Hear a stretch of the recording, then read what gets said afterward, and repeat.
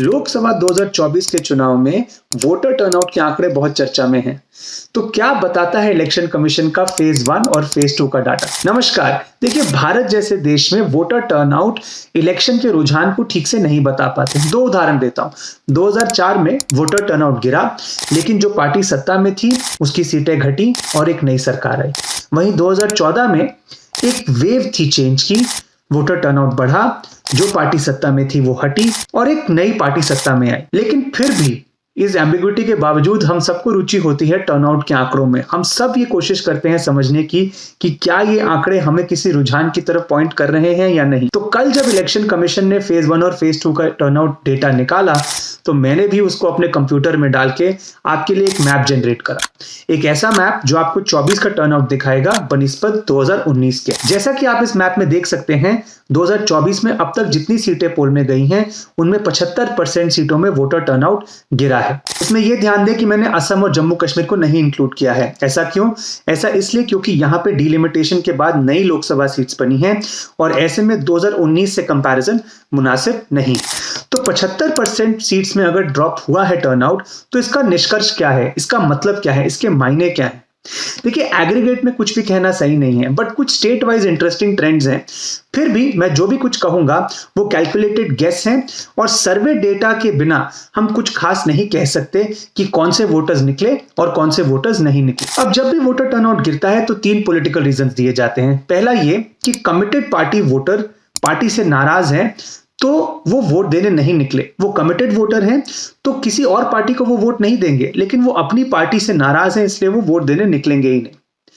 दूसरा कारण ये कहा जाता है कि चुनाव इतना एक तरफा हो जाता है कि जो स्ट्रांग पक्ष है उसके वोटर कंप्लेसेंट या आलसी हो जाते हैं और वो वोट देने नहीं निकलते। और तीसरा कारण ये कि कभी कभी चुनाव इतना एक तरफा हो जाता है कि जो विपक्ष के वोटर होते हैं वो हताश होकर घर बैठ जाते हैं। ऐसे में भी टर्नआउट ड्रॉप हो जाता है।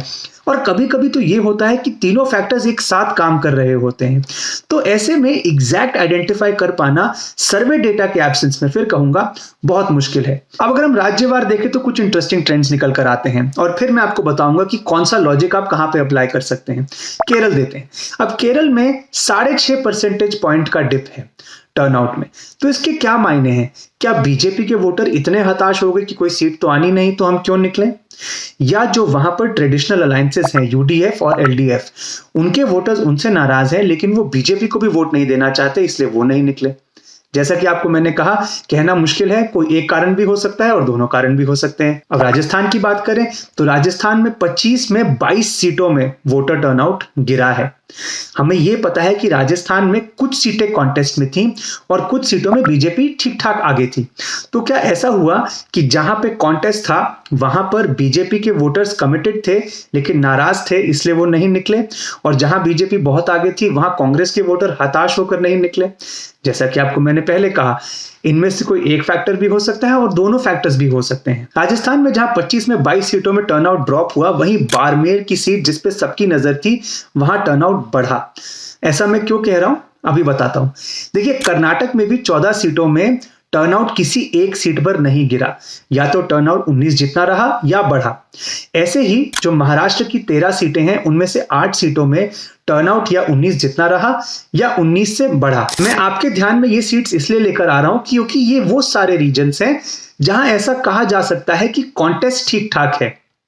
तो क्या यह सत्य है कि जहां पे कॉन्टेस्ट है वहां वोटर्स ने बढ़ चढ़कर वोट किया और वहां पे टर्नआउट बढ़ा?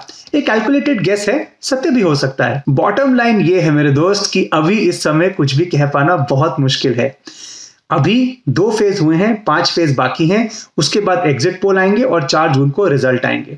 तो जब ये सब हो जाएगा तभी हम कुछ कह पाएंगे कि ये जो हो रहा था उसके पीछे क्या था। तो तब तक के लिए इंतजार करिए, चुनावी माहौल का मजा लीजिए। ये थी आज की बैलेट की बात, और जाने से पहले आज का पॉलिटिकल टेस्ट। और आज का सवाल थोड़ा पेचीदा है लेकिन थोड़ा सा सोचिएगा, आ जाएगा।